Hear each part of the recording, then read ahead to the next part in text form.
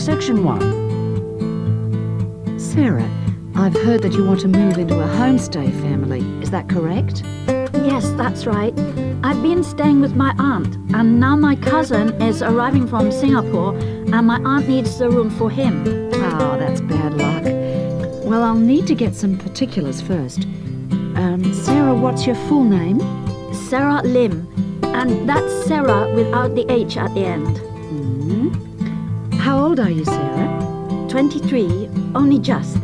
It was my birthday on the 21st of August. Happy birthday for yesterday. How long have you been in Australia? A year in Adelaide and 6 months in Sydney. I prefer Sydney. I've got more friends here. What's your address at your aunt's house? Flat 1, 539 Forest Road, Canterbury. And the postcode is 2036. Okay. What are you studying now? I was studying General English in Adelaide, and now I'm doing academic English because I'm trying to get into medicine next year. That sounds good, but it'll take you a long time. When would you like to move out from your aunt's? My cousin arrives on Friday morning, so I'd better be out on Thursday. What, the 7th of September? Yes, that's right. That doesn't leave us much time. Right, okay. I need to know what kind of accommodation you'd like so I can get you something suitable. Can I share a room with someone else? I've been alone in my room at my aunt's, and I've always shared with my sister, and I like that. Yes, fine. That'll save you money too. Would you like to live with a family, or do you think that a single person would be better for you? I have lots of very nice single people on my books.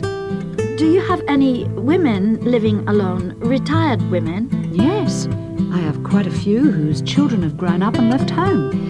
In fact, I have some really lovely retired ladies living by themselves who just love the company of students. Most of them live in flats, but that's not a problem for you, is it? Not at all. I'm used to that. My aunt lives in a flat too, remember? I'm not used to a big house with a garden, swimming pool, pets and all that. Okay, fine. I know quite a bit about what you want now. I should let you know that your rent will be $160 per week. You'll have to pay me $320 as a deposit before you move in.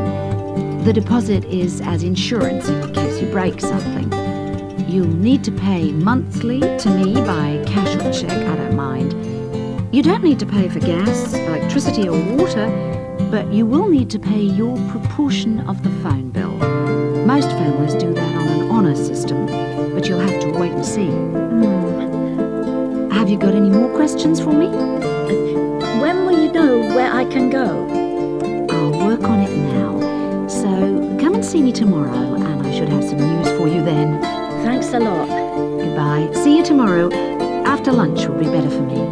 Okay. See you then. Bye. Section 2. Good evening. And in this week's edition of Focus on the Arts, Jane Hemington is going to fill us in on what's in store for us at this year's Summer Festival. Over to you, Jane. Thank you, Jeffrey. This year, the Summer Festival is the biggest we've ever seen, so there should be something for everybody. This is the 3rd year they've run it, and the timing's slightly different.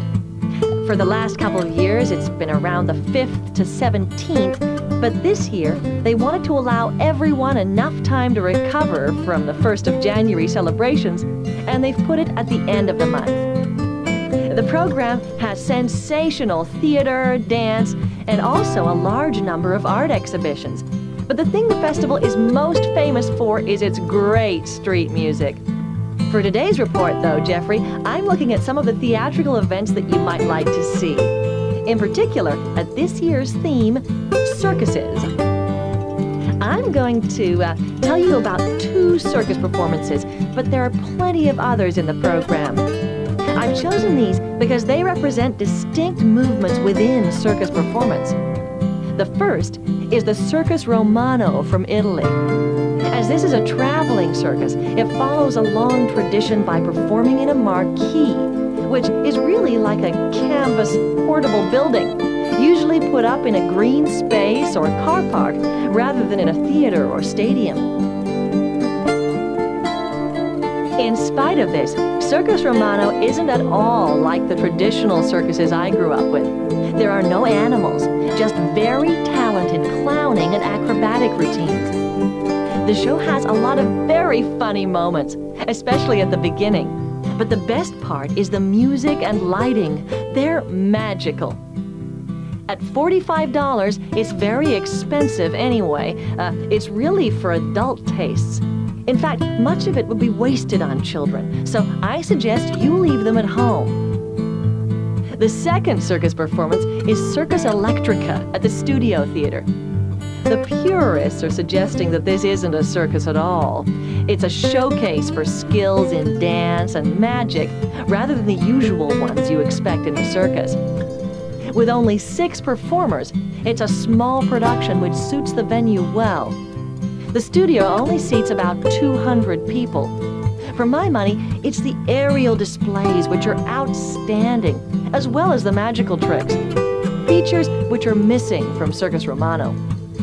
An interesting feature of the show is that the performers are so young. The youngest is only 14, but it's still well worth seeing. A good one for the whole family. And finally, as it's summer, you may wish to see some of the festival performances that are being presented outdoors, like the famous Mekong water puppet troupe performing in the city gardens this week. Now, water puppetry is amazing. It's large puppets on long sticks, controlled by puppeteers standing waist deep in the lake. The puppets do comedy routines, and there's some terrific formation dancing. This is a fantastic show, and the best moment comes at the end, seeing the puppeteers. When the troupe walks up out of the water, you get this amazing feeling. It's really hard to believe that what you've been watching is lifeless wood and cloth. As an adult, I had a great time, but I did note that other older people in the audience weren't quite as taken with it as I was. It's a must for young children, though, and that's the audience it's really aimed at. Well, that's all I've time for today, but I'll be back next week with more news of what's worth seeing and what it's best to miss.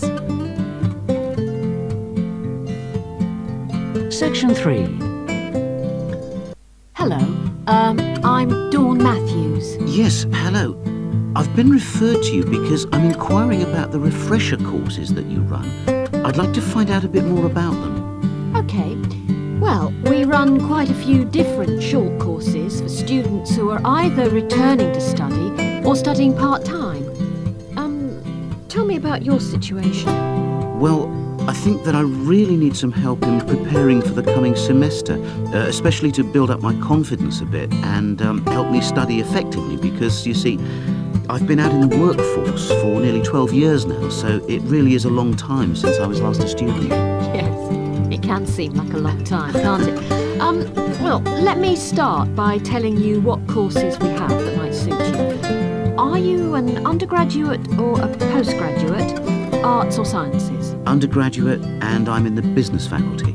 Right then. Well, first of all, there's our intensive Study for Success seminar on the 1st and 2nd of February. It's aimed at students like you who are uncertain about what to expect at college and looks at a fairly wide range of approaches to university learning to motivate you to begin your study and build on your own learning strategies. That sounds good. What are some of the strategies that are presented? Well, we try to cover all aspects of study. Some of the strategies in writing, for example, would be improving your planning for writing, organising your thinking, and building some techniques to help you write more clearly. With reading, there'll be sessions aimed at getting into the habit of analysing material as you read it, and tips to help you record and remember what you've read. It really is very important to begin reading confidently right from the beginning. There's also advice on how to get the most from your lectures and practice in giving confident presentations, as well as how to prepare for exams. What about the motivational side of things? Well, there's a range of motivational exercises that we do to help the students feel positive and enthusiastic about their study. The process of learning and exploring a subject can lead to a whole new way of looking at the world, and the study skills and techniques that you build up can be applied in all sorts of different ways. Actually, I'm very excited about the whole thing of taking up studying again, but, you know, I'm a little nervous about whether I'll manage to get everything done. I suppose it's the same for all mature students. Of course it is. Two of the key components of the course are time management and overcoming procrastination. People discover that once they learn to plan their days, all the work can be accomplished and there'll still be time for leisure. Is there an enrolment fee? Well, just a minute, let's see. The cost is £30, which includes all course materials and morning tea. You have to arrange your own lunch. Well, that wouldn't be a problem. I already make sandwiches for my 3 kids and my wife and myself every day. I won't have to change my routine. No. Now, I need to tell you that this is a very popular course and it's essential that you book well ahead of time. In fact, the course convener tells me that there are only 5 places left. What other course might be good for me? There is one other that you could benefit from. It's simply called Learning Skills for University Study and is on 3 consecutive mornings, starting on a Monday from 9 to 12, and costs £25. This is aimed at upgrading the study skills most school leavers have and help them cope with the increased demands of university study. It focuses mainly on making students more responsible for their own success. What sort of things are covered in this course? Well, basically, it's more advanced thinking, note-taking, reading and writing strategies, but also some input about stress management. I think I'd be better off starting from the basics and looking at all the strategies, don't you? Yes, from what you've told me, I think that's more in line with your situation. All right then. Can I book a place on the Study for Success seminar course now? Yes. Let me just get out a registration form and take down your details. Section 4. We're very grateful that the committee has agreed that a representative for the Students' Union can present student suggestions about the design for the proposed new union building. We appreciate that some of our ideas may not be feasible in the circumstances, but we do feel that it is important that the ultimate beneficiaries of the facilities should have some say in its design. If I could start by briefly explaining what steps were taken to find out student opinion and how we have arrived at conclusions. Firstly, a meeting was held in the current union for our SU committee to explain the options. Then we invited all students to submit written suggestions for the design, placing cards in a suggestion box. These suggestions then provided the basis for the design of a questionnaire which was completed by approximately 2,000 of the college students over a period of 3 weeks. Finally, the SU committee collated the results and drew up a report. If I can just hand around a copy of that report. This presentation is essentially a summary and discussion of the key points of this report. So, in broad terms, the consensus was as follows. Firstly, regarding the crucial matter of the site, we presented the 3 options that you have proposed. 1, in the city center near the Faculty of Education. 2, on the outskirts of the city near the park. And 3, out of town near the halls of residence. We asked students to cite reasons for and against these sites, and there was remarkable agreement on all 3. Site 1 was unpopular because of traffic and parking problems. Site 2 had a number of supporters, mainly because it was close to most lecture rooms.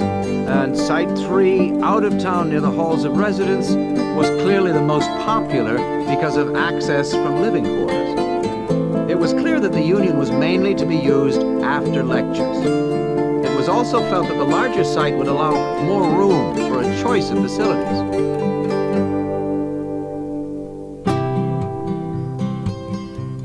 Our second area of interest was obviously the facilities. There was minimal interest in having a library on the premises, but one option seemed to be a reading room instead, more useful.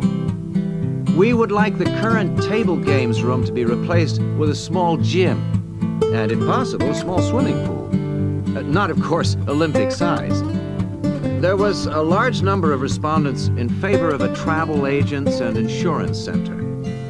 We also request that there be the offices of the Student Counseling Center, moving this from the refectory. There was, however, much disagreement about whether to build a drama theater.